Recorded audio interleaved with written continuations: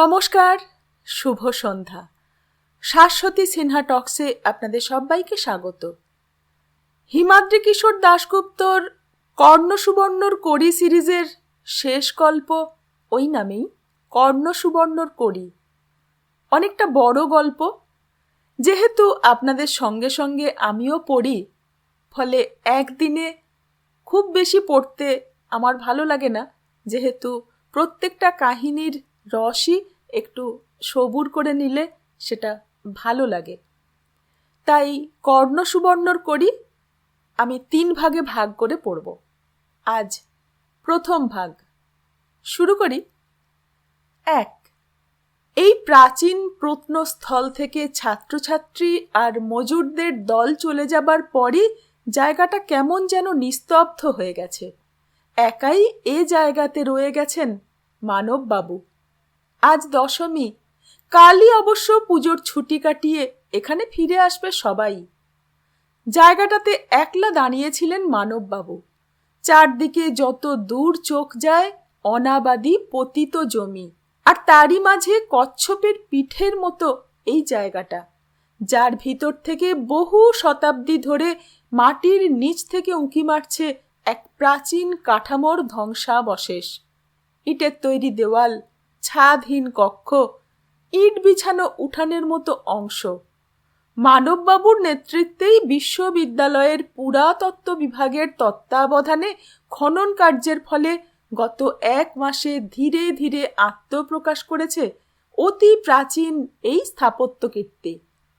বছর 10 আগে একটু কাকতালীয়ভাবেই এ জায়গাতে মাটির নিচে যে এমন ধরনের কিছু আছে তার সন্ধান মিলেছিল। আশেপাশের পতিত জমিকে চাষযোগ্য করে তোলার জন্য সেচ দপ্তর থেকে এখানে কূপ খননের কাজ শুরু করেছিল, কিন্তু মাটি খুঁড়তেই নিচ থেকে বেরিয়ে আসতে থাকে ছোট ছোট প্রাচীন ইটের টুকরো। সঙ্গে সঙ্গে সেচ দপ্তর কাজ থামিয়ে খবর দেয় পুরাতত্ত্ব বিভাগকে, কারণ এ অঞ্চল সুদূর অতীতে ছিল বাংলার রাজধানী, যার নাম ছিল কানাসোনা বা কর্ণ সুবর্ণ। বাংলার প্রথম স্বাধীন শাসক শশাঙ্কদেব এখানে প্রতিষ্ঠা করেছিলেন এক সমৃদ্ধ নগরীর। 1500 বছরের প্রাচীন সেই নগরীর কিছু কিছু নিদর্শন মাটির নিচ থেকে উঠে এসেছে এ অঞ্চলের নানা জায়গাতে। তার মধ্যে সর্বাপেক্ষা উল্লেখযোগ্য রক্তমৃত্তিকা মহাবিহার। কাজেই কূপ নির্মাণের সময় পোড়া মাটির ইটের টুকরো মাটির নিচ থেকে উঠে আসাতে এমনই কিছু থাকতে পারে, এই অনুমানের ভিত্তিতে সেচ দপ্তর তাদের কাজ থামিয়ে স্বাভাবিক কারণেই খবরটা পাঠিয়েছিল পুরাতত্ত্ব বিভাগকে। সে সময়ে কিছুটা খনন কার্য হয়েও আবার তা বন্ধ হয়ে যায়। সরকার বর্তমানে আবার উদ্যোগী হয়ে এ কাজের দায়িত্ব দিয়েছেন বিশ্ববিদ্যালয়ের পুরাতত্ত্ব বিভাগের প্রধান মানববাবুর ওপর।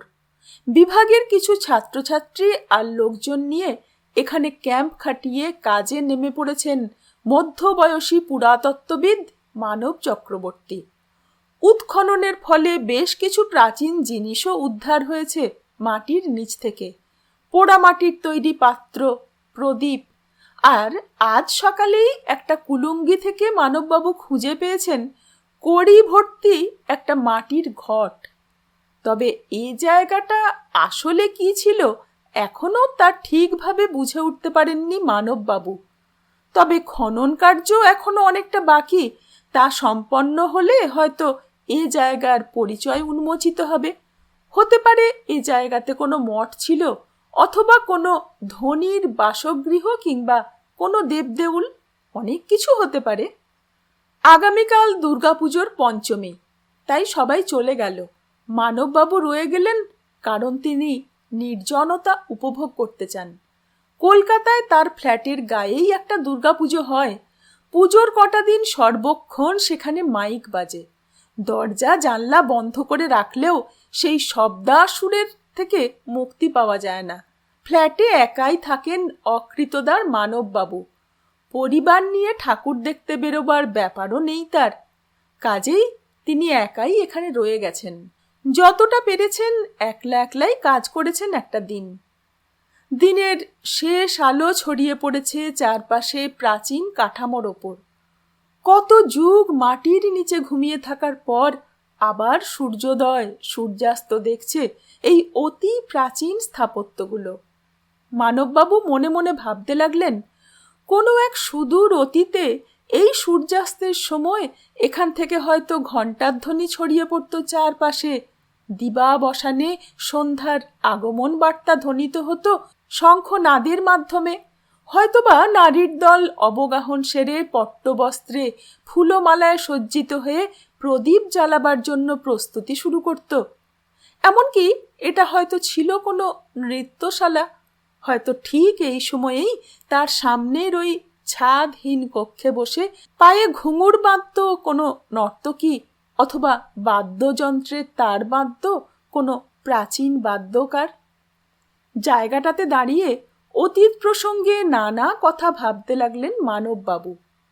আর এসব ভাবতে ভাবতেই একসময় সূর্য ডুবে গেল দিক চক্রবালে, মৃদু ঠান্ডা বাতাসও বইতে শুরু করল। মানববাবু এগোলেন কিছুটা তফাতে ওই প্রাচীন কাঠামোর মধ্যে তার থাকার জায়গার দিকে। এই প্রাচীন কাঠামোর খানিক তফাতে তাঁবু খাটিয়ে মজদুর ও ছাত্রছাত্রীরাও রাত্রি যাপন করে। সেসব তাঁবু অবশ্য এখন গুটিয়ে রাখা হয়েছে, আর মানববাবু থাকেন এই ধ্বংসস্তূপের ভিতরেই ছাদহীন এক প্রাচীন কক্ষের ভিতর, মাথার ওপর একটা ত্রিপল টাঙিয়ে। জায়গাটাকে একটা ঘরের মতো করে নিয়েছেন তিনি। ঘরের ভিতর একটা লোহার ক্যাম্প খাটে মানববাবুর শোবার ব্যবস্থা। মানববাবুর কাজের জন্য একটা টেবিল আর দুটো চেয়ারও আছে ঘরে। খনন কার্যের ফলে যেসব জিনিস পাওয়া গেছে সেগুলোও ও ঘরে রাখা আছে, আর আছে তার নিত্য প্রয়োজনীয় কিছু জিনিস। মানববাবু সেখানে প্রবেশ করার কিছুক্ষণের মধ্যেই ঝুপ করে বাইরে অন্ধকার নামল। তেলের বাতিটা জ্বালিয়ে নিলেন তিনি। তারপর স্টোভ জেলে প্রথমে দুপুরে রান্না করা খাবার গরম করে খাওয়া সেরে নিলেন। তারপর একটা সিগারেট ধরিয়ে তিনি টেবিলে বসে কাজে লেগে পড়লেন। কড়ি ভর্তি মাটির ঘরটা রাখা আছে টেবিলের ওপরই। কড়িগুলোকে প্রথমে টেবিলের ওপর ঢাললেন তিনি। মোট 16টা মাঝারি আকৃতির কড়ি। তার 8টার রং সাদা, বাকি 8টা কালচে বাদামি রঙের। তাদের গাগুলো এখনো খুব মসৃণ। সময় যেন তার ঔজ্জ্বল্য এখনো কেড়ে নিতে পারেনি। মানববাবু জানেন, 6ষ্ঠ 7ম শতাব্দীর বাংলাতে স্বর্ণ মুদ্রার প্রচলন ছিল। তারপর সমুদ্র বাণিজ্যে অধোগতির জন্য 8ম শতকে প্রায় উধাও হয়ে যায় স্বর্ণ মুদ্রা। সমতট হরিকেল অঞ্চলে স্বর্ণ মুদ্রার বদলে ধনীরা দ্বাদশ শতক পর্যন্ত ব্যবহার করতেন রৌপ্য মুদ্রা। তবে দৈনন্দিন জীবনে সাধারণ মানুষরা কড়ি ব্যবহার করতেন মুদ্রার বিকল্প হিসাবে। এ কড়ি কিন্তু বাংলাদেশে পাওয়া যেত না, কড়ি আসতো সুদূর মালদ্বীপ থেকে। মানববাবু প্রথমে কড়িগুলো হাতে নিয়ে ঘুরিয়ে ফিরিয়ে দেখতে লাগলেন। প্রত্যেকটা কড়ির পিঠে সূক্ষ্ম একটা ছিদ্র আছে। সে যুগে কড়ি শুধু বিনিময়ের মাধ্যমই ছিল না, অলংকার হিসাবেও ব্যবহৃত হতো। ছিদ্রগুলো দেখে মানববাবু ভাবলেন, এ কড়িগুলো কি তবে কোনো ছিন্ন মালার অংশ ছিল, যা শোভিত থাকতো কোনো নারীর কণ্ঠে অথবা তার কটিদেশ আবৃত করে? ইতিহাসের সেই ছিন্ন সুতোয় মালা গাঁথা ছিল, একদিন তা ছিন্ন হয়ে হারিয়ে গেছে? এমনটা তো হতেই পারে। কড়িগুলো দেখার পর তিনি ঘরটা পরীক্ষা করতে বসলেন। পোড়া মাটির তৈরি একটা ঘট, তার গা আর মুখের কানা খুব মসৃণ। যে প্রাচীন কুম্ভকারের চাকে এই ঘরটা তৈরি হয়েছিল তার হাতের কাজের প্রশংসা করতেই হয়। নরম ব্রাশ দিয়ে ঘরটার বহিঃপৃষ্ঠ ভালো করে পরিষ্কার করে আতশ কাঁচের সাহায্যে তিনি দেখার চেষ্টা করতে লাগলেন তার গায়ে কোথাও হারিয়ে যাওয়া সূক্ষ্ম অলঙ্করণ, লিপি বা চিহ্ন আছে কিনা, যার থেকে হয়তো ইঙ্গিত মিলতে পারে ইতিহাসের কোনো অজানা অধ্যায়ের, হয়তোবা মিলে যেতে পারে এ জায়গার কোনো পরিচয়। 2. মানববাবু কাজ করছিলেন। হঠাৎ একটা অস্পষ্ট শব্দ শুনে মুখ তুললেন তিনি। ঘরটার প্রবেশ মুখের বাইরে যেন একটা ছায়ামূর্তি দাঁড়িয়ে আছে। মানববাবু সেদিকে তাকিয়ে বললেন, কে ওখানে? এবার ঘরে প্রবেশ করল একজন মাঝবয়সী লোক। তার পরনে ধুতির মতো একটা বস্ত্র জড়ানো, গায়ে একটা সাদা উড়নি। ঘরের ভিতর প্রবেশ করে একটু জড়সড় হয়েই সে দাঁড়ালো।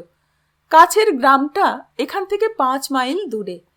এখানে লোক এলো কোথা থেকে? তাই মানববাবু মৃদু বিস্মিতভাবেই প্রশ্ন করলেন, কে আপনি? লোকটা প্রণামের ভঙ্গিতে হাত দুটো জড়ো করে মাথাটা মৃদু ঝুঁকিয়ে বলল, আমি স্থানীয় মানুষ, আমার নাম মার্তণ্ড, ব্রাহ্মণ। সান্ধ্য ভ্রমণে বেরিয়েছিলাম, আলোক শিখা দেখতে পেয়ে কৌতূহলবশত এখানে এলাম। মানববাবু এবার খেয়াল করলেন লোকটার মস্তক মুন্ডিত হলেও তার মাথার পিছনে একটা শিখা বা টিকি আছে, আর তাতে একটা ফুল বাঁধা আছে। ফুল বাঁধা শিখার প্রান্তদেশ লোকটার কাঁধের একপাশে ঝুলছে। লোকটা এরপর তার পরিচয় নিশ্চিত করার জন্যই তার উড়নিটা বুকের কাছ থেকে একটু সরালো। মানববাবু দেখতে পেলেন তার বুকে একটা উপবিত বা পৈতাও আছে। অনেক সময় স্থানীয় লোকজনের মুখ থেকেও এসব জায়গার ইতিহাস সম্বন্ধে কিছুটা আভাস মেলে, কারণ অনেক সময় লোককথা বা উপকথার মাধ্যমে যুগ যুগ ধরে স্থানীয় মানুষের কাছে রয়ে যায় ফেলে আসা ইতিহাসের কিছু সত্য। অনেক সময় এমনও হয় যে স্থানীয় মানুষের মুখে প্রচলিত গল্প কাহিনীর ক্ষীণ সূত্র ধরে ইতিহাস গবেষকরা পৌঁছে যান হাজার বছরের প্রাচীন ইতিহাসের দোরগোড়াতে। উন্মোচিত হয় সে জায়গার ইতিহাস। বাংলার অন্যতম প্রাচীন স্থাপত্যস্থল চন্দ্রকেতুগড়ের ক্ষেত্রেও এমনই হয়েছিল। লোকটাকে দেখে আর যাই হোক, চোর ডাকাত বলে মনে হচ্ছে না মানববাবুর, ভদ্র সন্তান বলেই মনে হচ্ছে। লোকটার কাছ থেকে যদি এ জায়গার সম্বন্ধে কোনো প্রাচীন গল্প কাহিনী জানা যায়, সেজন্য মানববাবু তার উদ্দেশ্যে বললেন, দাঁড়িয়ে কেন, চেয়ারে এসে বসুন, আপনি স্থানীয় মানুষ, একটু গল্প করি আপনার সঙ্গে। লোকটা যেন প্রসন্ন হলো তার কথায়। আচ্ছা হাসি ফুটে উঠল তার মুখে। লোকটার পায়ে কোনো চটি জুতো নেই। লোকটা নিঃশব্দে এগিয়ে এসে দাঁড়ালো টেবিলের সামনে। তারপর টেবিলের অন্য পাশে মানববাবুর মুখোমুখি বসল। মানববাবু এবার কাছ থেকে লোকটাকে ভালো করে দেখলেন। তার গাত্রবর্ণ গৌর, একটু বিষণ্ণতা জেগে থাকলেও দাড়ি গোঁফহীন মুখমণ্ডলে তার টিকালো নাকটা বেশ দৃষ্টি আকর্ষণ করে। ব্রাহ্মণের চোখ দুটোও বেশ উজ্জ্বল। চেয়ারে বসার পর লোকটা একটু ইতস্তত করে মানববাবুকে প্রশ্ন করল, আপনার পরিচয়টা? মানববাবু বললেন, আমার নাম মানব চক্রবর্তী। নাম বলার পর মানববাবু তার বাকি পরিচয়টা দিতে যাচ্ছিলেন, কিন্তু নামটা শোনা মাত্রই মার্তণ্ড নামের সেই ব্রাহ্মণ চেয়ার থেকে উঠে দাঁড়িয়ে বললেন, মানব? কর্ণ সুবর্ণ অধিপতি শশাঙ্ক দেবের পুত্র মানবদেব, রাজ চক্রবর্তী মানব? মানববাবু মনে মনে ভাবলেন, লোকটার বেশ রসবোধ আছে তো। একসময় এই কর্ণ সুবর্ণর প্রথম বাঙালি অধিপতি ছিলেন শশাঙ্ক, সম্রাট শশাঙ্ক, আর তার মৃত্যুর পর বাংলার সিংহাসনে বসেছিলেন তার পুত্র মানবদেব। এ লোকটার তবে সে যুগের ইতিহাস সম্পর্কেও কিছুটা জানা আছে। মার্তণ্ডর কথায় মানববাবু হেসে বললেন, না, আমি সম্রাট শশাঙ্কের পুত্র মানবদেব নই, আর রাজ চক্রবর্তীও নই। চক্রবর্তীটা আমার উপাধি নয়, পদবী। দাঁড়ালেন কেন, বসুন। মার্তণ্ড বললেন, আমি আপনার নাম শুনে ভাবলাম আপনি রাজা মানব। রাজার সামনে তো বসা উচিত নয়, তাই উঠে দাঁড়ালাম। কথাগুলো বলে চেয়ারে বসে পড়লেন তিনি। মানববাবু মৃদু হেসে বললেন, বেশ মজা করে কথা বলতে পারেন তো আপনি। আমি একটা বিশ্ববিদ্যালয়ে অধ্যাপনা করি। এই প্রাচীন জায়গাতে যে খনন কার্য চলছে তা আমার নেতৃত্বেই চলছে। মার্তণ্ডর এবার চোখ পড়ল টেবিলের ওপর রাখা ঘট আর ছড়ানো কড়িগুলোর ওপর। কড়িগুলো দেখেই তার চোখ দুটো যেন আরো উজ্জ্বল হয়ে উঠল। মৃদু বিস্মিতভাবে তিনি প্রশ্ন করলেন, এ কড়িগুলো আপনি কোথায় পেলেন? মানব জবাব দিলেন, এখানে আজ সকালে একটা দেওয়ালের গা থেকে দুটো ইট খসে পড়তেই একটা ছোট কুলুঙ্গির মতো জায়গা বেরিয়ে পড়ল। তার ভিতর এই ঘটটা রাখা ছিল, আর ঘটের মধ্যে কড়িগুলো। আপনি জানেন হয়তো যে একসময় ওই প্রাচীন বঙ্গদেশে মানুষ কড়ি ব্যবহার করত পয়সা হিসেবে, আর মেয়েরা কড়ির মালাও পরত। এই কড়িগুলোর পিঠে ছিদ্র আছে, তা দেখে আমার মনে হচ্ছে এ কড়িগুলো দিয়ে মালা গাঁথা ছিল। কড়িগুলোর দিকে তাকিয়ে ব্রাহ্মণ প্রথমে বললেন, হ্যাঁ, এই কড়িগুলো একসময় মালাদে ভিপ থেকে এই কর্ণসুবর্ণে আসত। গ্রাম্য ব্রাহ্মণের মুখে মালাদে ভিপ শব্দটা শুনে মানব একটু অবাকই হয়ে গেলেন। সংস্কৃত পুঁথিতে মালদ্বীপকে মালাদেভিপ নামেই উল্লেখ করা হতো প্রাচীনকালে। তার মানে এ লোকটার পড়াশোনা আছে সে যুগ সম্বন্ধে। লোকটাকে মানব যত সাধারণ মানুষ ভেবেছিলেন সে তত সাধারণ নয়। মানব তার উদ্দেশ্যে প্রশংসাসূচকভাবে বললেন, বাহ, আপনি অনেক কিছু জানেন দেখছি। আপনি কি এসব নিয়ে লেখাপড়া করেন? মার্তণ্ড বললেন, হ্যাঁ জানি, এই কড়িগুলোর সম্বন্ধেও জানি। এই কড়িগুলো মালায় গাঁথা ছিল না, এ কড়িগুলো হলো ফুটো কড়ি বা কানা কড়ি। মানব বললেন, তার মানে আপনি বলতে চাইছেন এগুলো হলো অচল কড়ি, পয়সা হিসেবে যার কোনো দাম ছিল না? ব্রাহ্মণ সম্মতিসূচক মাথা নেড়ে বললেন, পয়সা হিসাবে অচল হলেও এই কড়িগুলো কিন্তু ভিক্ষুককে রাজন আর রাজনকে ভিক্ষুক বানিয়ে দিতে পারত। মানব জানতে চাইলেন, তার মানে?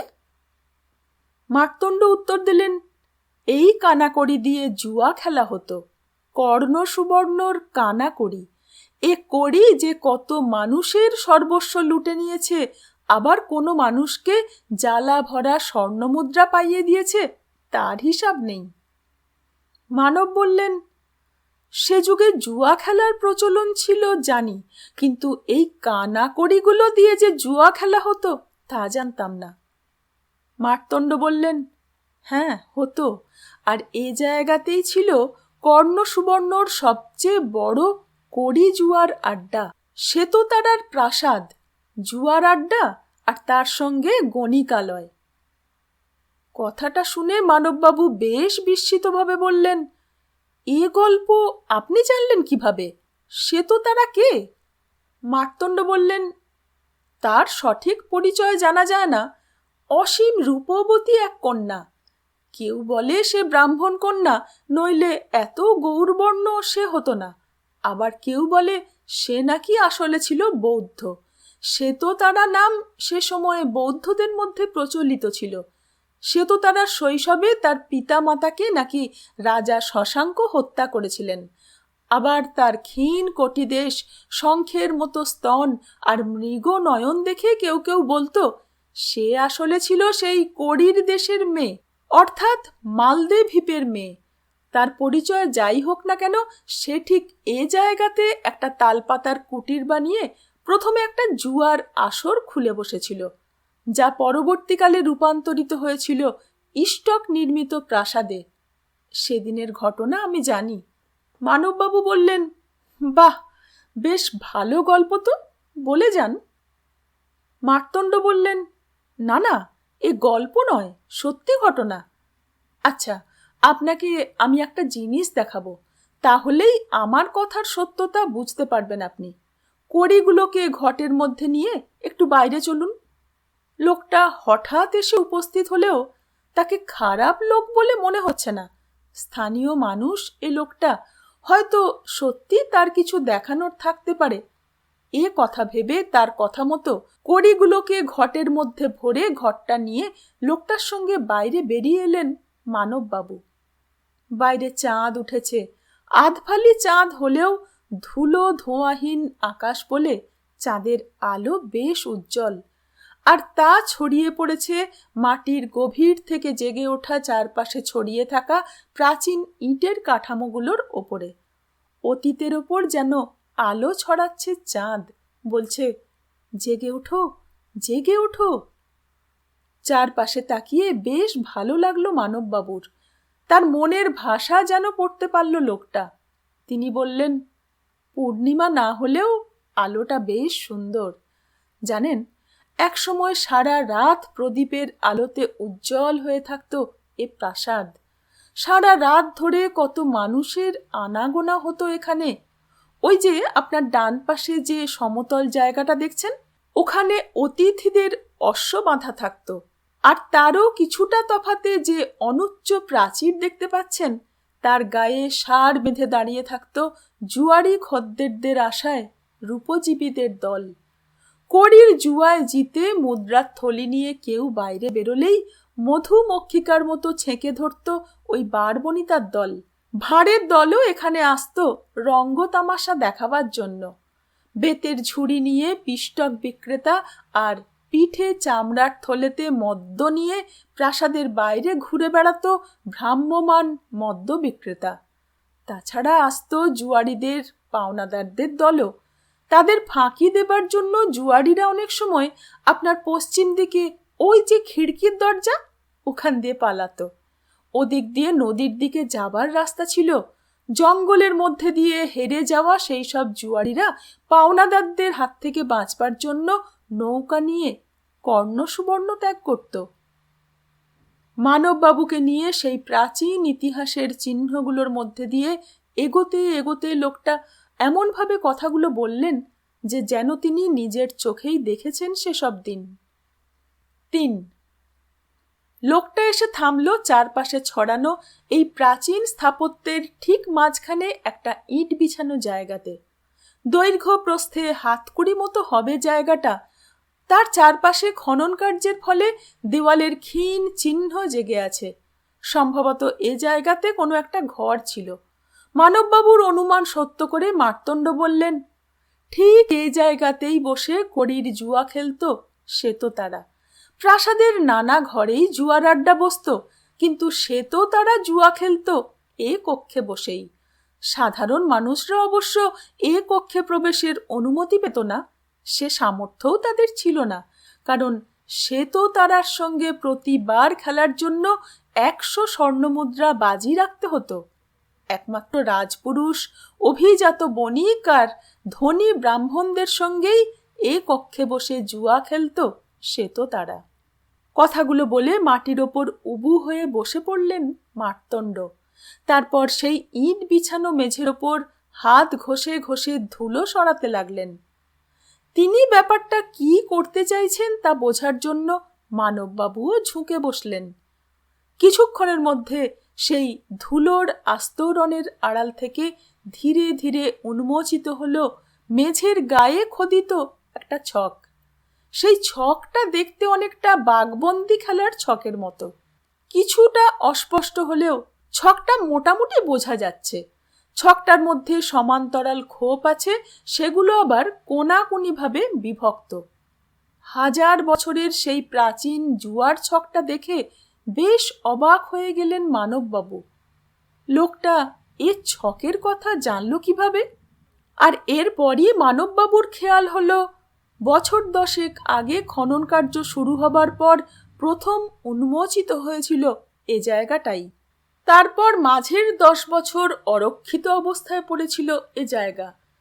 কোনো সময় এসে হয়তো সন্ধান পেয়েছিল এই ছকের, আর এটা দেখেই এখন সে মানববাবুকে চমক দেবার চেষ্টা করছে, জুয়ার আড্ডা সম্বন্ধে গল্প ফাঁদছে।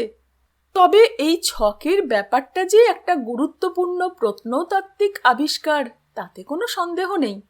ইতিপূর্বে এই প্রত্নস্থলে ওই ছকটা ছাড়া মানববাবু অন্য কোনো চিহ্ন বা ছবি খুঁজে পাননি। লোকটার মাধ্যমে এটার খোঁজ পেলেন তিনি। হয়তো এর সূত্র ধরেই ভবিষ্যতে এ জায়গার আসল পরিচয় জানা যাবে।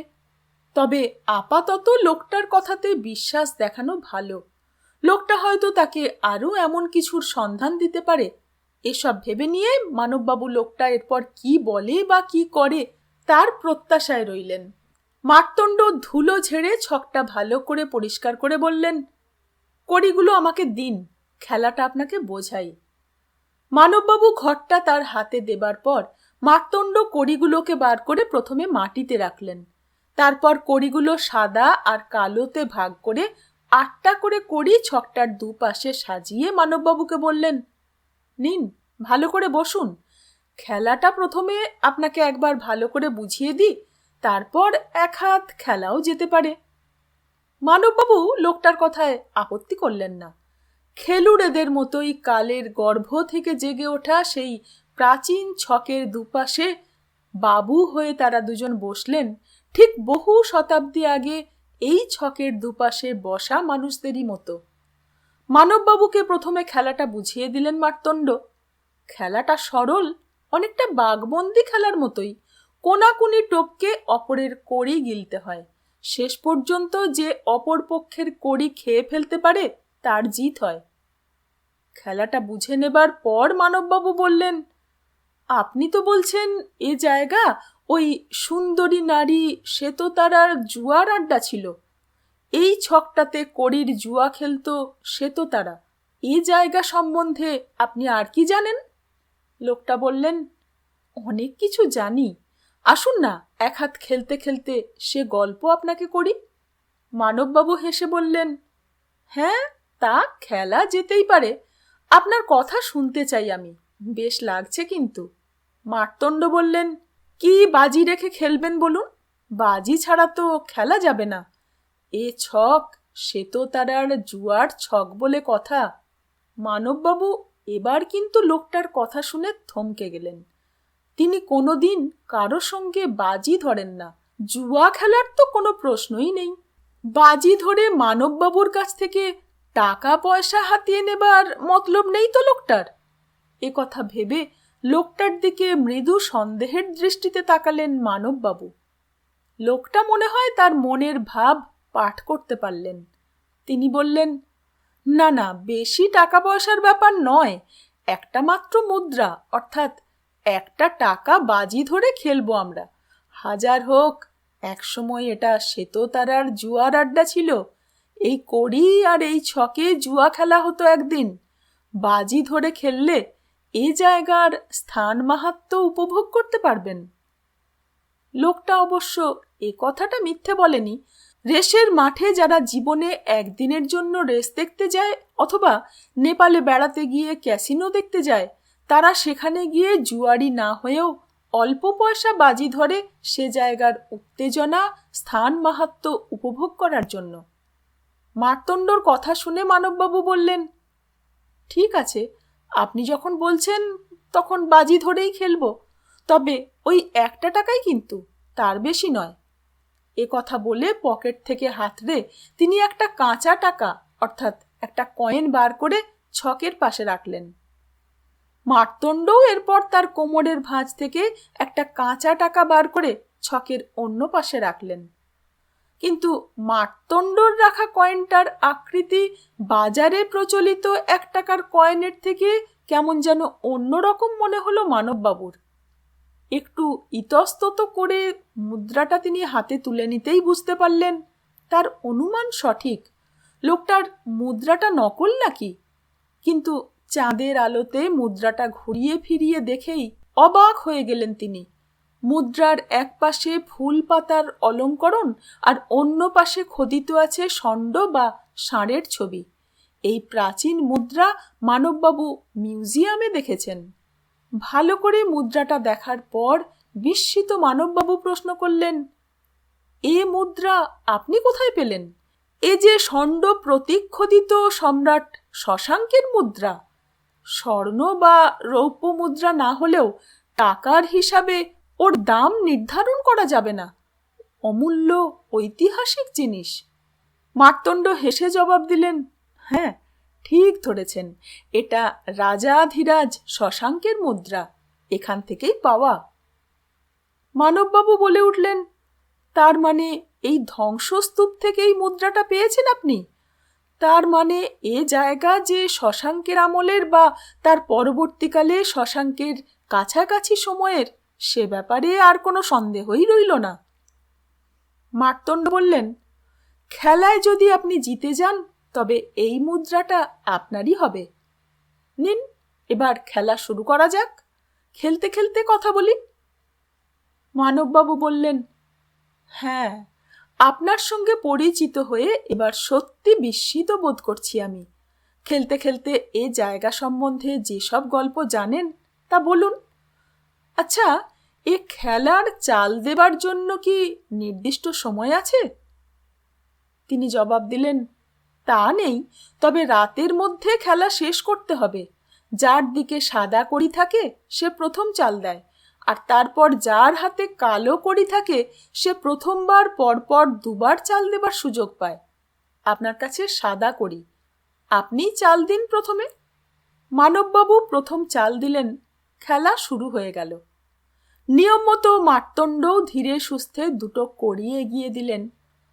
মানববাবু এরপর কি চাল দেবেন ভাবতে ভাবতে মার্তণ্ডকে বললেন, নিন, শুরু করুন আপনার কথা।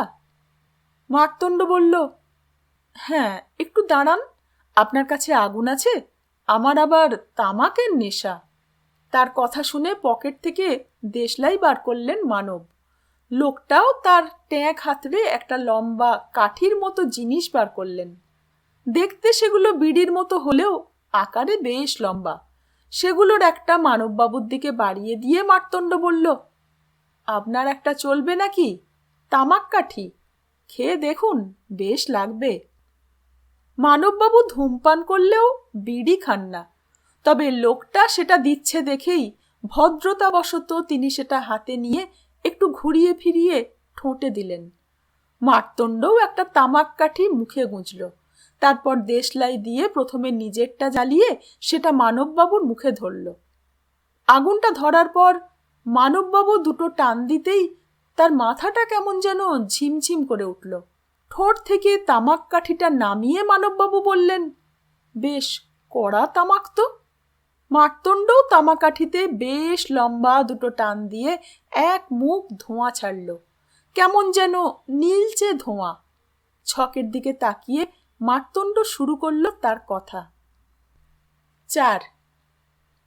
হ্যাঁ, আমরা তবে সে সময়ে ফিরে যাই। বাঙালির গৌরব, কর্ণ সুবর্ণর গৌরব তখন অন্ধকারে নিমজ্জিত হয়েছে বলা চলে। রাজাধিরাজ শশাঙ্কের মৃত্যুর পর তদীয় পুত্র মানব কিছুদিনের জন্য সিংহাসনে বসে নিহত হলেন, আর তার মৃত্যুর সঙ্গে অন্ধকার নামল বঙ্গদেশে। মালব রাজের পর বেশ কয়েকজন রাজা এলো গেল, কিন্তু কেউই ধরে রাখতে পারল না এ রাজ্যকে। উত্থান হলো ছোট ছোট গোষ্ঠীপতির। তারা নিজেরাই নিজেদেরকে রাজা ঘোষণা করে টুকরো টুকরো করে ফেলল এ দেশটাকে। যে ভূখণ্ডের ওপর যে নরপতির অধিকার, সেখানেই সে অত্যাচার নামিয়ে আনলো। আইনের শাসন মানে তখন শুধু ধনীর শাসন। তাদের অত্যাচারে গরিবের প্রাণের মূল্য কানাকড়ি। রোজ কত মানুষের যে প্রাণ যেত, আর কত স্ত্রীলোক যে ধর্ষিতা হতো, তার কোনো হিসাব ছিল না। আর বিচারের তো কোনো প্রশ্নই নেই। শাসক, ধনাঢ্য, ব্রাহ্মণদের অত্যাচারের ভয়ে ফাঁকা হতে লাগলো কর্ণ সুবর্ণর সাধারণ পল্লীগুলো। শৃগাল, কুকুর, সর্পের আস্তানায় পরিণত হতে লাগলো সেসব ধীরে ধীরে। নগরীর বাইরে আশেপাশে যেসব গ্রাম ছিল, যেখানে ধানের গোলাতে গোধূলি বেলায় শঙ্খধ্বনি শোনা যেত, সেখানে দিনমানেও শোনা যেতে লাগলো শৃগালের চিৎকার। সোনার ধানের ক্ষেতগুলো ঘন জঙ্গলে ভরে গেল। এক অদ্ভুত আধার নেমে এলো এ বাংলাতে। লোকে বলে মাৎসর ন্যায়। কাহিনীর ভূমিকা বলে মৃদু হেসে তামাক কাঠিতে টান দিল মার্তণ্ড। মানববাবু একটা চাল দিয়ে তামাক কাঠিতে আবার একটা টান দিলেন। এবার আর তার মাথা ঝিমঝিম করল না, বরং যেন এক অদ্ভুত আবেশ লাগলো তার। মার্তণ্ড আবার শুরু করল। হ্যাঁ, যে কথা বলছিলাম, অনেকেই এদেশ ছেড়ে পালিয়ে গেলেও সবাই তো আর পালিয়ে যেতে পারে না, তাই বহু মানুষ এখানেও রয়ে গিয়েছিল। যখন কোনো রাজ্যে অন্ধকার নেমে আসে, তখন তার সঙ্গে সঙ্গে মাথা চাড়া দেয় মানুষের মনের অন্ধকার প্রবৃত্তিগুলো। কারণ মানুষ তখন আর মানুষ থাকে না, হয়তোবা পরিস্থিতিই তখন মানুষকে এমন করে তোলে। এই কর্ণ সুবর্ণে যত অন্ধকার নামতে শুরু করলো, তার সঙ্গে পাল্লা দিয়ে বেড়ে চলল জুয়ার আড্ডা আর বেশ্যালয়ের রমরমা। মানুষ সহজেই ধনী হতে চায়, আর ধনী হলেই তো সবকিছু তার হাতের মুঠোতে, ক্ষমতা, নারী, সবকিছুই। আর সেজন্যই দিনে দিনে ক্রমশ উজ্জ্বল হয়ে উঠতে লাগলো শ্বেততারার জুয়ার আড্ডার আলো। সাধারণ ভিক্ষু থেকে শুরু করে অভিজাত মানুষ তাদের ভাগ্য ফেরাবার জন্য অথবা আরও ধনাঢ্য হবার জন্য আসা যাওয়া করত এই জুয়ার আড্ডাতে। এমনকি ভিনদেশি বণিকরাও ভাগীরথীর বুক পেয়ে ময়ূরপঙ্খীতে উপস্থিত হতো এখানে।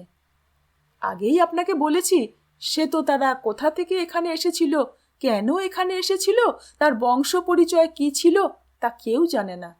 তাকে এসব ব্যাপারে কেউ জিজ্ঞেস করলে সে শুধু সেই উৎসুক মানুষটাকে হেসে বলতো, আমার নাম শ্বেততারা, কড়ির জুয়া খেলি, ভিক্ষুককে রাজা বানাই, রাজাকে ভিক্ষুক। আমার এই পরিচয় যথেষ্ট নয় কি? জুয়ার আড্ডায় যারা আসে তাদের মনোরঞ্জন করার জন্য এই বাটিকা সংলগ্ন অঞ্চলে শ্বেততারা একটা গণিকালয় স্থাপন করলেও শ্বেততারা নিজে কিন্তু বেশ্যাবৃত্তি করত না। এই ছকে বসে কড়ির জুয়া খেললেও সে তার শরীর স্পর্শ করতে দিত না কাউকে। মাথার উপর ঝুলন্ত প্রদীপের আলোতে ঈষৎ ঝুঁকে পড়ে ছকে চাল দেবার সময় অনেক সময়ই সামনে বসে থাকা খেলুড়ের চোখের সামনে প্রস্ফুটিত হতো শ্বেততারার গভীর বক্ষ বিভাজিকা। তা হয়তো কেন নিশ্চিতভাবেই প্রলুব্ধ করত, কামের উদ্রেক ঘটাতো খেলুড়ের মনে। কিন্তু ব্যাস এ পর্যন্তই। শ্বেততারাকে স্পর্শ করার অধিকার তার ছিল না, বরং ওই শ্বেত শুভ্র বক্ষ বিভাজিকার দিকে তাকিয়ে কোনো সময় ভুল চাল দিয়ে হেরে বসে থাকতো সেই মূর্খ জুয়ারি। কেউ কেউ অবশ্য বলতো যে এটাও নাকি শ্বেততারার একটা চাল ছিল বিপক্ষকে তার মনোসংযোগ নষ্ট করানোর জন্য, যে কারণে এই জুয়ার ছকে বসার সময় উড়নি দিয়ে বক্ষ বিভাজিকা আড়াল করার চেষ্টা করতো না সে। তবে যে যাই বলুক, শ্বেততারাকে কড়ির জুয়াতে কেউ কোনোদিন হারাতে পারত না। এভাবেই সময় এগিয়ে চলছিল। রোজ দ্বীপ্রহরে ভাগীরথীতে শিবিকা চেপে স্নানে যেত শ্বেততারা। ভাগীরথী তখন এ বাটিকার খুব কাছেই ছিল।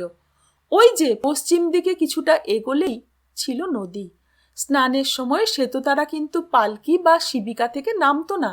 বেহারার দল জলে নেমে শ্বেততারা সমেত পালকি জলে চুবিয়ে আবার উঠিয়ে আনত। একদিন হঠাৎ একটা ঘটনা ঘটল। ভরা আষাঢ়ে নদী ফুঁসছে কদিন ধরে, টিপ টিপ করে বৃষ্টি পড়ছে সকাল থেকে। প্রতিদিনের মতোই চারজন বেহারা এ প্রাসাদ থেকে দুপুরবেলা শ্বেততারার শিবিকা নিয়ে রওনা হলো নদীর দিকে। নদীর পাড়ে যখন তারা উপস্থিত হলো তখন মুষলধারে বৃষ্টি পড়ছে। শিবিকাটাকে কয়েকবার জলে চুবিয়েই রোজকার মতো উঠে আসবে বেহারারা। তারা পালকি সমেত জলে নামল। ঠিক সেই সময় ঘটনা বা দুর্ঘটনাটা ঘটল। প্রচণ্ড জলস্রোতের ধাক্কাতে অথবা জলের নিচের কাদা মাটিতে হড়কে গেল কোমর সমান জলে নামা বেহারাদের পা। জলে ছিটকে পড়ল কাঠের পালকি। তারপর তীব্র জলস্রোতে সেই পালকি শ্বেততারাকে নিয়ে ছুটতে শুরু করল নদী বক্ষে। কিছুটা দূরেই একটা ঘূর্ণি আছে। পালকিটা ছুটে চলল সেদিকেই। আর সে ঘূর্ণিতে পড়লে মুহূর্তের মধ্যে তলিয়ে যাবে পালকি। নদীর তখন উন্মাদিনী রূপ। শ্বেততারা সাঁতার জানত না, যে কারণে সে পালকি সমেত স্নান করত। পালকির ভিতর থেকে আতঙ্কে চিৎকার করতে লাগলো শ্বেততারা। পালকি বেহারারা তখন নিজেদের বাঁচাতেই ব্যস্ত, আর ওই পালকি ধরার জন্য সাঁতার দেওয়া মানে তো নির্ঘাত মৃত্যু। যে ওর পিছু ধাওয়া করবে তাকেও টেনে নেবে ঘূর্ণি। শ্বেততারার পালকি তখন ঘূর্ণির প্রায় কাছাকাছি পৌঁছে গেছে। শ্বেততারার চোখের সামনে স্পষ্ট ঘূর্ণিটা। পাক খেতে খেতে পাটকিলে রঙের জল সেখানে পাতালে নেমে যাচ্ছে। পালকি সমেত শ্বেততারাও হয়তো পাতালে নেমে যেত, কিন্তু ঠিক সেই মুহূর্তে শ্বেততারার পালকির সামনে ঘোলা জলের মধ্যে থেকে বেরিয়ে এলো একটা মাথা আর একটা হাত। সেই হাতটা হ্যাঁচকা টানে শ্বেততারাকে পালকির ভিতর থেকে টেনে বার করে আনলো। আর এর পর মুহূর্তেই শূন্য পালকিটা ঘূর্ণির মধ্যে গিয়ে পড়ল। বার কয়েক পাক খেয়ে চোখের নিমেষে পালকিটা হারিয়ে গেল নদী গর্ভে পাতালের দিকে। আর সেই হাতটা প্রবল জলস্রোতের মধ্য দিয়েও শ্বেততারাকে নিয়ে চলল পাড়ের দিকে। কিছুক্ষণের মধ্যেই নিশ্চিত মৃত্যুকে ফাঁকি দিয়ে পাড়ে উঠে এলো শ্বেততারা। পাড়ে সে উঠল ঠিকই, তবে তখন তার সংজ্ঞাহীন অবস্থা। নিশ্চিত মৃত্যুকে চোখের সামনে প্রত্যক্ষ করে আতঙ্কে উত্তেজনাতে হাতটা ধরে তাকে টানার মুহূর্তেই সে অজ্ঞান হয়ে গিয়েছিল। যে লোকটা তাকে উদ্ধার করেছিল সে শ্বেততারাকে পাড়ে উঠিয়েই বুঝতে পারল শ্বেততারা জ্ঞান হারিয়েছে। ভালো করে সে তাকালো শ্বেততারার দিকে। জলে ভেজা শ্বেততারার শরীর, উদ্ধারকর্তার চোখের সামনে প্রস্ফুটিত হয়ে উঠেছে সিক্ত সংজ্ঞাহীন শ্বেততারার যৌবন। সিক্ত কাচুলির ভেতর থেকে প্রকাশিত তার বৃন্ত যুগল। বসন সরে গেছে শ্বেততারার কোমর থেকে। আকাশ থেকে ঝরে পড়া বৃষ্টির জল যেন শুষে নিচ্ছে শ্বেততারার গভীর নাভিকূপ। কদলী বৃক্ষের মতো শ্বেততারার উরু দুটো স্পষ্ট হয়ে ফুটে উঠেছে চোখের সামনে। শ্বেততারার সিক্ত যৌবনের দিকে তাকিয়ে কয়েক মুহূর্তের জন্য যেন হতবাক হয়ে গেল লোকটা। এত সৌন্দর্য ওই শরীরে! কিন্তু এরপরই লোকটা নিজেকে সংযত করে ফেলল। শ্বেততারার উদরের দিকে তাকিয়ে সেটা কিছুটা স্ফীত মনে হলো লোকটার। নদীতে পড়ে কিছুটা জল খেয়েছে শ্বেততারা। একটু ইতস্তত করে লোকটা শ্বেততারার জ্ঞান ফেরাবার জন্য তার বুকে পিঠে চাপ দিতে শুরু করলো। এর কিছুক্ষণের মধ্যেই একরাশ জল বমন করে শ্বেততারা উঠে বসল। তার সামনে বসে আছে অপরিচিত একজন লোক। শ্বেততারার কয়েক মুহূর্ত সময় লাগলো নিজের ভাবনা চিন্তাকে স্বাভাবিক অবস্থায় আনতে। তারপর সে দ্রুত তার সিক্ত স্খলিত বসন যথাসম্ভব ঠিক করে নিয়ে উঠে দাঁড়ালো সেই লোকটাও। তার কোমর সিক্ত শুভ্র বস্ত্রখণ্ড দিয়ে আচ্ছাদিত। গলায় উপবীত আছে তা দেখে শ্বেততারা অনুমান করল লোকটা ব্রাহ্মণ। শ্বেততারা তাকে প্রশ্ন করল, তুমি কে? লোকটা জবাব দিল, আমি কাশ্যপ, ব্রাহ্মণ। অনেক দূর থেকে ভাগ্য অন্বেষণে বেরিয়ে আমি এখানে এসে উপস্থিত হয়েছি। নদীতে অবগাহন করতে নেমেছিলাম, দেখলাম পালকিটা ঘূর্ণির দিকে ছুটে যাচ্ছে, আর তাই। শ্বেততারা জানতে চাইল, দূর দেশ মানে কোন দেশ? কামরূপের সীমানাতে রূপনগর নামে ছোট্ট এক জনপদ থেকে। নরেন্দ্রদেব শশাঙ্কের রাজত্বে ওই গ্রামই ছিল বঙ্গদেশের শেষ সীমানা। জবাব দিল কাশ্যপ। তুমি যে ওই ঘূর্ণিস্রোতে ঝাঁপ দিলে, তাতে তোমার ভয় করল না? প্রশ্ন করল শ্বেততারা। কাশ্যপ হেসে বলল, পথে নেমে বুঝতে পেরেছি আমাদের মতো সাধারণ মানুষকে মৃত্যু সব সময় অনুসরণ করে চলেছে। অরণ্য পথে ব্যাঘ্র বা সর্পরূপে, গলিপথে তস্কর দস্যুরূপে, আর রাজপথে রাজা বা ভূস্বামীর সেনা রূপে। যে কোনো সময় নানা রূপে মৃত্যু এসে হানা দিতে পারে। পদব্রজে আসার সময় আমি বেশ কয়েকবার মৃত্যুর মুখোমুখি হয়েছি। তাই আর কোনো কিছু না ভেবেই এগিয়ে গিয়েছিলাম ঘূর্ণির দিকে। শ্বেততারা কাশ্যপের কথা শুনে বলল, এবার তোমার গন্তব্য কোথায়? কাশ্যপ বলল, এই অপরিচিত জায়গাতে আমার বর্তমানে একটা আশ্রয় দরকার, যেখানে বিনা পয়সাতে থাকা যাবে ও খুন নিবৃত্তি করা যাবে। বর্তমানে আমি কপটদক্ষিণ। সামান্য যে কটা কড়ি আমার কাছে ছিল, এমনকি আমার প্রাচীন বস্ত্র সমেত পুটুলিটা পর্যন্ত গতরাতে কেড়ে নিল একদল লোক। এখানে যে এত অরাজক পরিস্থিতি, তা আমার জানা ছিল না। কাশ্যপের কথা শুনে শ্বেততারা বুঝতে পারল যে তার উদ্ধারকর্তা এই অচেনা পরিবেশে যথেষ্ট বিপদের মধ্যে আছে। কাশ্যপ তার প্রাণ রক্ষাকারী। তাই একটু ভেবে নিয়ে শ্বেততারা ব্রাহ্মণ কাশ্যপকে বলল, আমার নাম শ্বেততারা। আমার এখানে একটা প্রাসাদোপম বাটিকা আছে, সেখানে একটা জুয়াখানা চালাই আমি। তোমার ইচ্ছা হলে তুমি আমার বাটিতে গিয়ে থাকতে পারো। আহারের ব্যবস্থাও আমিই করব। যাবে? এই সুন্দরী রমণী জুয়ার আড্ডা চালায় শুনে বেশ অবাক হয়ে গেল কাশ্যপ। তবে কাশ্যপের তখন নিঃস্ব অবস্থা। আশ্রয় পাবার ক্ষেত্রে স্থান কাল বিচার বিবেচনা করলে চলবে না। রাস্তায় থাকলে হয়তো পরনের বসনটাও কেউ খুলে নিয়ে যাবে। মুহূর্তখানেক ভেবে নিয়ে কাশ্যপ বলল, হ্যাঁ, আমি যাব। কাশ্যপ শ্বেততারাকে নদীর থেকে তুলে যে জায়গাটাতে উঠিয়েছিল সে জায়গা স্নানঘাট থেকে বেশ কিছুটা তফাতে। জায়গাটা হোগলা পাতার জঙ্গলে পরিপূর্ণ। সেই জঙ্গল ভেঙে শ্বেততারা কাশ্যপকে নিয়ে এগিয়ে চলল তার প্রাসাদের উদ্দেশ্যে। কিন্তু ব্রাহ্মণ কাশ্যপকে নিয়ে এই প্রাসাদে ফিরে এসেই এক অদ্ভুত দৃশ্যের সম্মুখীন হলো শ্বেততারা। পালকি বেহারার দল ফিরে এসে খবর দিয়েছে যে পালকি সমেত শ্বেততারা ঘূর্ণিতে ডুবে গেছে। আর খবরটা শোনা মাত্রই তার কিছু কর্মচারীরা লুটপাট শুরু করেছে প্রাসাদে। কেউ আসবাবপত্র টেনে বার করার চেষ্টা করছে, কেউ বা আবার অনুসন্ধান করছে কোথায় রাখা আছে শ্বেততারার হীরা জহরত সোনার মোহর। শ্বেততারাকে বাটিকাতে প্রবেশ করতে দেখে তারা সবাই ভূত দেখার মতো চমকে উঠে এদিক ওদিক পালাবার চেষ্টা করতে লাগলো।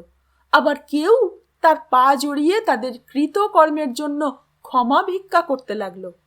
লাথি মেরে তাদের হটিয়ে দিয়ে শ্বেততারা এগোলো তার শয়ন কক্ষের দিকে। সেখানে সিন্দুকের ভিতর বেশ কিছু অলংকার ছিল তার। আসল সম্পদ অবশ্য সে লুকিয়ে রাখে অন্য এক গোপন স্থানে। তার হদিশ লুণ্ঠনকারীরা পাবে না। শয়ন কক্ষে প্রবেশ করে শ্বেততারা দেখতে পেল তার সেই লৌহ সিন্দুকটাকে খোলার চেষ্টা করছে একজন। সে লোকটাকে শ্বেততারা সব থেকে বেশি বিশ্বাস করে জুয়ার আড্ডাতে কড়িরক্ষক আর মুদ্রা সংগ্রাহকের কাজ দিয়েছিল। লোকটার নাম কুক্কুট। আর সেই কিনা শ্বেততারার মৃত্যুর খবর পেয়ে তার সিন্দুক ভাঙছে। এই দৃশ্য আর সহ্য করতে পারল না শ্বেততারা। একটা পিতলের ভারী প্রদীপ দণ্ড রাখা ছিল কক্ষের ভিতর। সেটা সে ছুঁড়ে মারল কুক্কুটকে লক্ষ্য করে। সেটা আছড়ে পড়ল কুক্কুটের মাথায়। রক্তাক্ত অবস্থায় কুক্কুট কোনো রকমে সেই কক্ষ ত্যাগ করে পালালো। কিছুক্ষণের মধ্যেই প্রাসাদের সব কর্মচারীদের এক জায়গাতে সমবেত করল সে। কুক্কুট সমেত সেই পালকি বেহারারা ও আরো কিছু লোককে সেই মুহূর্তেই এ বাটিকা ও তার জুয়ার আড্ডার পরিধি থেকে বহিষ্কার করল শ্বেততারা। তারপর শ্বেততারা একজন লোককে নির্দেশ দিল ব্রাহ্মণ কাশ্যপের থাকার ব্যবস্থা করতে। এই প্রাসাদেরই এক কক্ষে স্থান হলো ব্রাহ্মণ কাশ্যপের। প্রাসাদের এই আকস্মিক অব্যবস্থার জন্য সেদিন রাতে প্রাসাদে জুয়ার আড্ডা বন্ধ রইল। তবে এ ঘটনা থেকে শ্বেততারা একটা জিনিস উপলব্ধি করতে পারল যে তার একজন বিশ্বাসী লোকের প্রয়োজন। যদি কোনো সময়ে শ্বেততারার কোথাও যাবার প্রয়োজন হয় তবে সে যার হাতে প্রাসাদ আর জুয়ার আড্ডার দায়িত্ব দিয়ে যেতে পারবে এমন একজন লোক। কিন্তু এই অন্ধকারের রাজত্বে শ্বেততারা কোথায় খুঁজে পাবে তেমন লোক? ভাবতে ভাবতে হঠাৎই তার মনে পড়ল নবাগত কাশ্যপের কথা। লোকটা তার জীবন রক্ষা করেছে। তাকে দেখে খারাপ লোক বলে মনে হয়নি শ্বেততারার। মানুষের জীবনটাই তো জুয়ার ছকের মতো। কখন তাতে কোন বাজি লাগিয়ে জিতে যায় তা কেউ বলতে পারে না। লোকটা যদি রাজি থাকে তবে তাকে দায়িত্ব দিয়ে পরখ করে দেখা যেতে পারে। এ কথা ভেবে নিয়ে শ্বেততারা পরদিন সকালে ডেকে পাঠালো কাশ্যপকে। শ্বেততারা কাশ্যপকে প্রথমে জিজ্ঞাসা করল, ব্রাহ্মণ, তুমি হিসাব জানো? মুদ্রা, কড়ি এসবের হিসাব? কাশ্যপ জবাব দিল, হ্যাঁ জানি, আঁক কষতেও জানি, লিখতেও জানি। শ্বেততারা বলল, শোনো ব্রাহ্মণ, আমার একজন কড়ি রক্ষক ও মুদ্রা রক্ষকের প্রয়োজন, যার কাজ হলো যে জুয়ারিরা এখানে খেলতে আসে তাদের খেলার কড়ি বন্টন করা এবং খেলা শেষে সেই কড়ি আর প্রাপ্য অর্থ বুঝে নেওয়া। জুয়াতে যে পরিমাণ অর্থ কেউ জেতে তার 1/5 তাকে এখানে আমাকে দিয়ে যেতে হয়। অনেক সময় জুয়ারি নগদ অর্থ নিয়ে এখানে খেলতে না এসে অলংকার নিয়ে আসে। সেই অলংকার জমা রেখে তার মূল্যের 5% কেটে তাকে মুদ্রা মূল্য প্রদান করা হয়। এটাও একটা কাজ। সর্বোপরি এই জুয়ার আড্ডার যাবতীয় হিসাব রাখতে হবে। এ কাজ তুমি করবে? মাসিক 10 রৌপ্য মুদ্রা তোমাকে বেতন দেব আমি। তোমার আহার আর আশ্রয় যে বিনামূল্যে তা বলাই বাহুল্য। তাছাড়া অনেক সময় যখন কোনো জুয়ারি বিপুল পরিমাণ অর্থ লাভ করে তখন সে খুশি হয়ে কড়িরক্ষককে মুদ্রা প্রদান করে। সে মুদ্রা তোমারই থাকবে। কাশ্যপের কোনো পিছু টান ছিল না, পরিবার, বাপ মা কেউ ছিল না। অনেক দূর দেশে ফেলে আসা গ্রামে তার একটা ভাঙা কুঁড়ে ছিল মাত্র। কাজেই শ্বেততারার প্রস্তাবে সে রাজি হয়ে গেল। কাশ্যপ বহাল হয়ে গেল কাজে। শ্বেততারাই তাকে শিখিয়ে পড়িয়ে দিল সব কাজ। রোজ সন্ধ্যায় সে উপস্থিত জুয়ারিদের কড়ি বন্টন করে, তাদের থেকে শ্বেততারার প্রাপ্য গ্রহণ করে। তার পরদিন দ্বীপ প্রহরে শ্বেততারা যখন স্নান সেরে ফিরে আসে তখন সে আগের দিনের হিসাব পুঙ্খানুপুঙ্খভাবে বুঝিয়ে দেয় শ্বেততারাকে। সময় এগিয়ে চলল, বছরও এগিয়ে চলল, আর তার সঙ্গে প্রত্যহ কড়ির জুয়া দেখতে দেখতে খেলাটাকেও বেশ রপ্ত করে ফেলল কাশ্যপ। কখনো কখনো সে নিজেই জুয়ার ছকে বসত এবং সে বসত অন্য জুয়ারিদের মতো শ্বেততারাকে তার ন্যায্য পাওনা দিয়েই। কোনোদিন 1 পয়সা ঠকাতো না শ্বেততারাকে। এই সময়ের আরও একটা ব্যাপার ঘটতে শুরু করেছিল সেই ব্রাহ্মণ কাশ্যপের মনে। সে যেন ভিতরে ভিতরে ক্রমশ অনুরক্ত হয়ে পড়ছিল শ্বেততারার প্রতি। দ্বীপ প্রহরে সে যখন শ্বেততারাকে হিসাব বোঝাতে যেত ঠিক তার কিছু পূর্বেই শ্বেততারা ফিরত নদীতে অবগাহন করে। তার সিক্ত কেশের দিকে তাকালেই কাশ্যপের কেন জানি মনে পড়ে যেত সেই প্রথম দিনের কথা।